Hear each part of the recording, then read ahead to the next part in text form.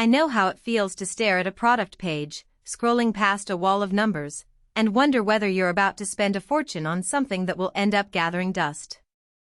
With a drone that promises cinema-grade footage, the stakes feel even higher. You're not just buying a gadget, you're buying a creative tool that could shape the next project you showcase.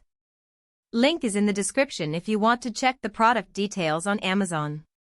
What I'm going to do is walk through the moments that matter when you actually take the Mavic 3 Cine out of the box, test it in the field, and decide if the price tag really matches the day-to-day value. First, let's talk about the kind of person who usually ends up with a DJI Mavic. If you're a hobbyist who's been content with 1080p footage from a toy-grade quad and you're now eyeing your first serious aerial shot, this is a big step up. If you're a working creator, commercial videographer, real estate marketer, or documentary filmmaker who already knows the difference between a shaky 4K clip and a smooth 5.1K masterpiece, the Mavic 3 Cine is positioned as a one-box solution that replaces the need for a separate gimbal and camera rig. And if you're a complete beginner who's never flown a drone beyond a backyard hover, you'll probably find the learning curve steeper than you'd like, even though DJI has added a lot of safety nets. The first thing I noticed after unboxing was the feel of the DJI RC Pro in my hands. It's heavier than the standard remote that ships with the entry-level Mavic, but the built-in 5.5-inch screen eliminates the need to carry a phone. That matters when you're out in bright sunlight. The screen stays legible, and you can focus on framing without fumbling with a phone holder. The menu system, however, is still layered. You scroll through camera settings, then video format, then bitrate, and each tap adds a tiny delay. In practice, that means you spend a few seconds adjusting a setting before you're already over the shot you wanted. For seasoned users who set up a shoot in advance and lock the settings, this isn't a problem, but for someone who expects to tweak on the fly, the friction can be frustrating. Autofocus on the Mavic 3 Cine is a major upgrade over the previous generation. The 4/3-inch Hasselblad sensor, paired with DJI's dual native ISO, tracks moving subjects reliably even when you're pushing the frame at 30 frames per second. I tested it on a windy beach, where the surf and seagulls were constantly shifting. The focus locked onto a surfer within a half second and didn't hunt after a brief gust. In low-light situations, think golden hour or an evening rooftop party, the larger sensor really shines. The footage retains detail without the noisy grain you'd see on a smaller 1-inch sensor.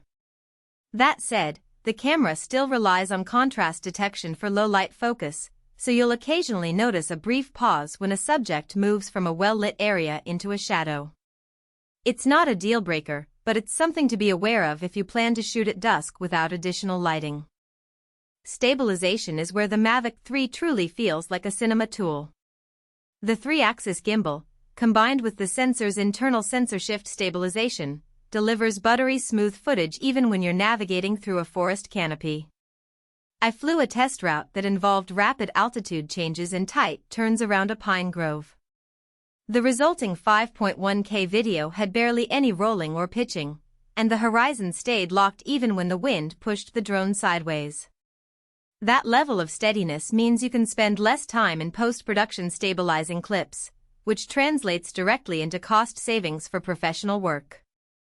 Battery life is a frequent pain point for drone owners, and DJI's claim of 46 minutes of flight time does hold up under realistic conditions. In my tests, a typical 30-minute flight with a mix of hovering, cruising, and short bursts was the norm before the battery's low warning kicked in. The extra 2 batteries in the premium combo effectively double your field time, which is essential for location shoots where you can't swap out a battery every 10 minutes. However, you still need to keep an eye on temperature. In cold weather, the same battery fell to around 30 minutes, so you'll have to factor in weather when planning a day of shooting. One of the biggest selling points for creators is the ability to record Apple ProRes 422 HQ. This codec is massive. Each minute of footage can easily exceed a gigabyte, but it's exactly what post-production houses expect for color grading and visual effects. If you're already working in a ProRes workflow, the Mavic 3 Cine drops the need for an external recorder. For hobbyists who primarily upload to YouTube, the file size can become a nuisance, you'll need ample storage and a fast card, and your laptop will take longer to ingest the footage. It's a trade-off. You get top-tier image quality, but you also need the hardware to handle it. Obstacle.